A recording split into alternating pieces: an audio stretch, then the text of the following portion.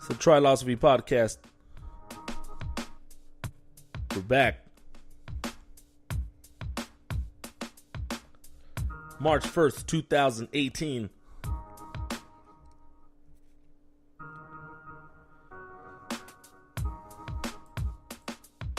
Your host, Noel, right here.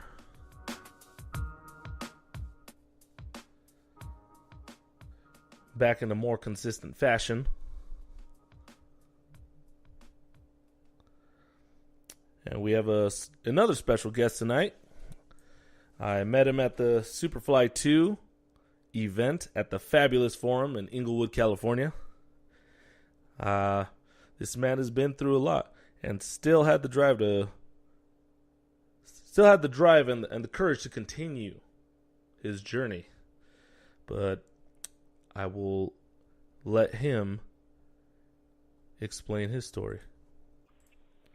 Former Muay Thai fighter and current trainer out of the Sua Dao Muay Thai Gym in Huntington Beach, California, Aaron Malazewski. I said that correct, no? Yes, mate. Yeah, that's good. It's good enough. All right, man. Well, how do you pronounce it? Tell me. Malashevsky. Malashevsky. There we go. All right. Yeah. Well, I just read it the way I had. Anyways, so how's it going, Aaron? It's going good. I've just finished a training session, a personal training session, so I always feel good afterwards. Yeah, it's great. It's great to have that high after a nice session. Yeah, it's good at a friend of mine's gym, so all good. Very good, very good. So let's get started. How did you start out in the fighting business? How did you get into all this? Well, it kind of started as I was a young kid. Growing up in the north of England,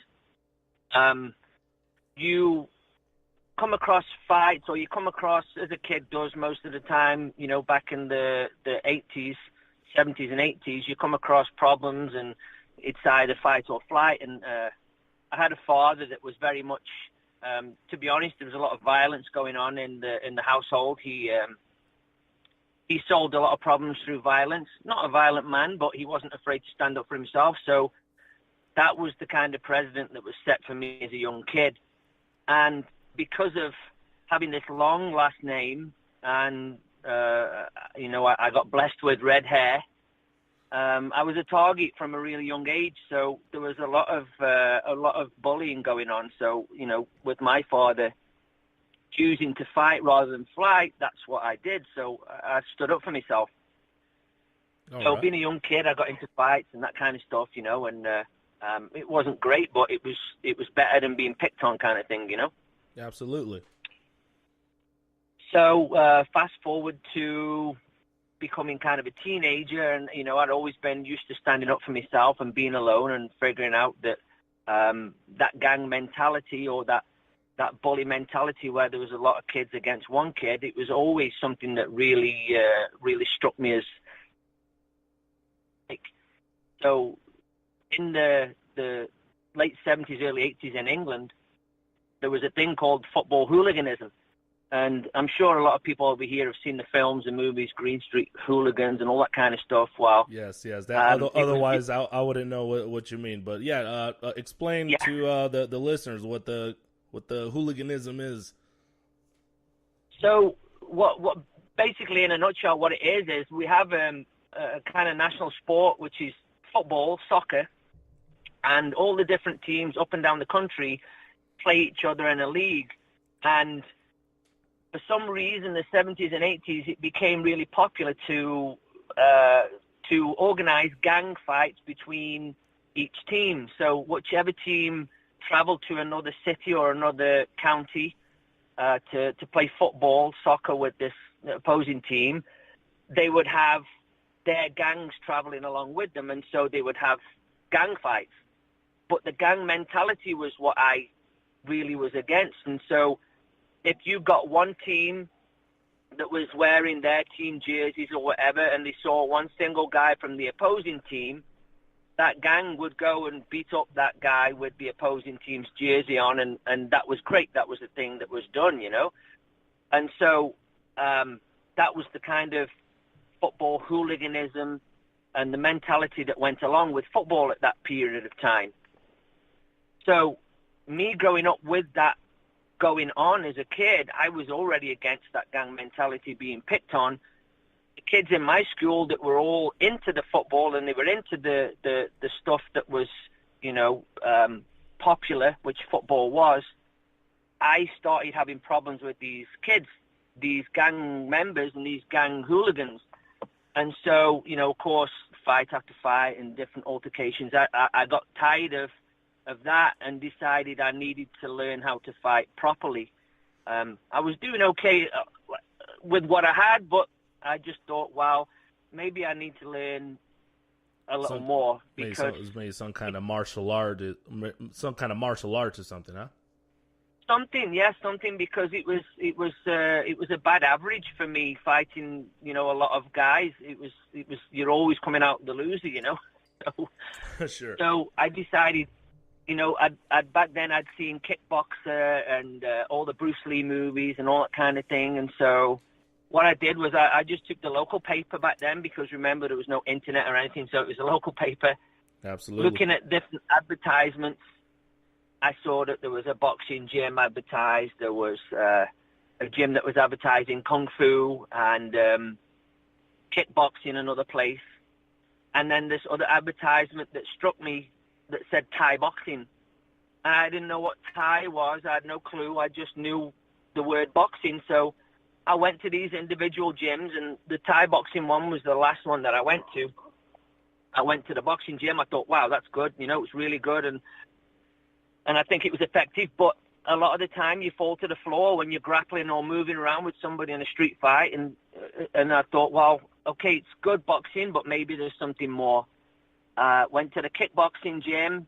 I thought, well, it's a bit fancy. They got pads on, these pajama kind of shiny pants, and it was all kind of, to me, it looked like bullshit.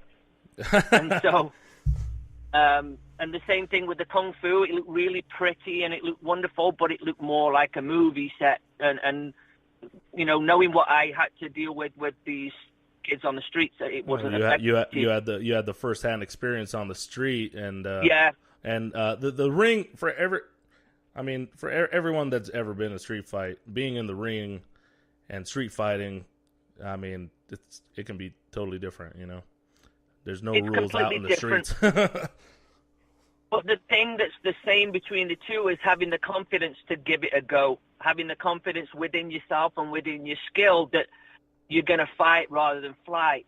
Sure. And I think when you have that real confidence of something that you know will be effective, I think that's a great thing.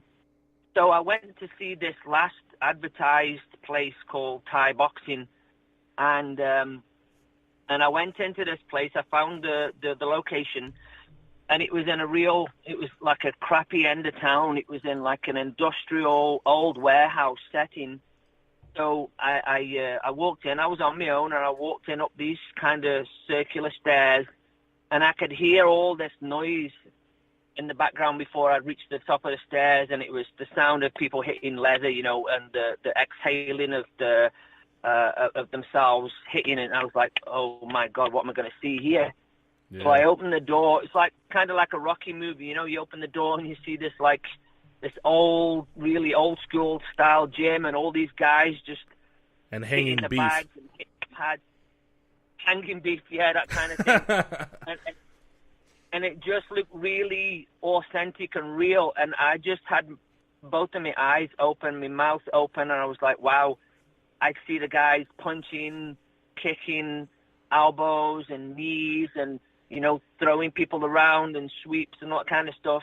And I just thought, wow, this is really effective. This would work. This would help me. This would help me defend myself against other guys. Maybe not win. I wasn't looking to win, but I was looking to stand up for myself again, much like when I was a kid.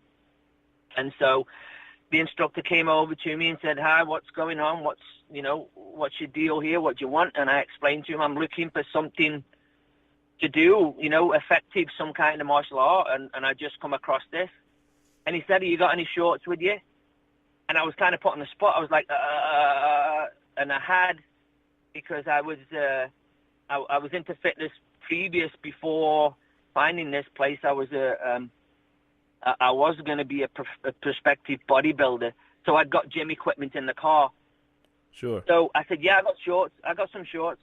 And so I went and got the shorts and I joined in. Of course, I didn't know what the hell I was doing.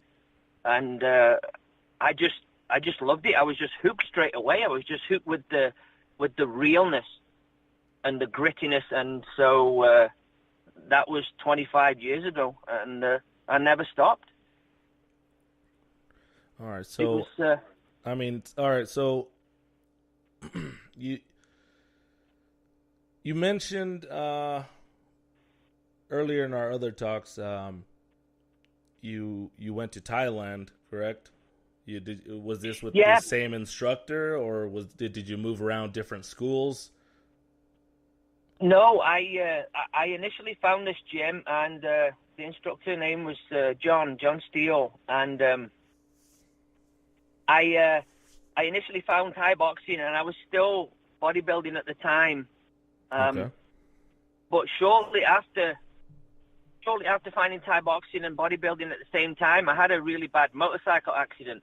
I had a bad motorcycle accident where I broke my hip and I broke my left arm, and so I was out for a little while.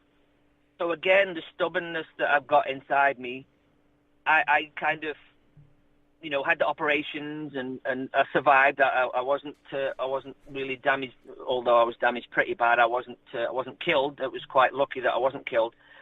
And that's where they put metal inside you? I'm sorry, I didn't mean to interrupt you. Yeah, sorry. I actually broke my hip right at the top near the pelvis. I snapped it completely in half, so they had to put metal pins and like metal rods down the side of my femur and screws and all kinds of things. So you're like part Terminator then? Yeah, part Terminator. Actually, all right. Yeah, So everyone that sees the promotional image for this podcast episode, that picture of like a leg, that's a lot of that is metal. All right. So just in case you were wondering what that picture is. That's right. Yeah, that's my leg, and I took that picture to kind of give people a little bit of inspiration that, although that happened early on in my career, I never stopped. I never gave up. I was back in the gym still with the stitches in my leg. I hadn't had the stitches out, and I was back in the gym practicing Thai boxing, doing what I could. I'd had this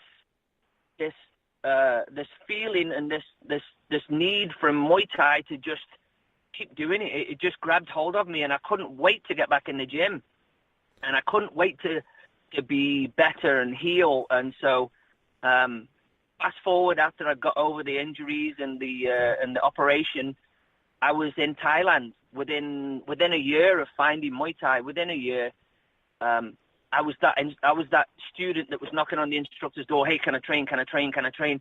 I wanted to get as much as I could, anytime I could. So he invited me to go to Thailand with him. Were you competing in any kind of tournaments or other against other gyms or anything at the time? Back then, I think I'd had one or two fights within that first year, and it's just like an amateur, you just get in there and you. Back then, there was no such thing as shin pads or headgear or anything like that. It was just okay. You just go and see how you go. Sure. And this was how it was. It was, and again, it was England, so the rules and everything were a little different than they are here in the States. And so, yeah, I'd already had ring experience and seen how it was and how it felt, and it was cool. But after the motorcycle accident, I was really cautious and wary about this leg and all the pins that I got in it. So when I was in Thailand, we got there and I found this gym by accident.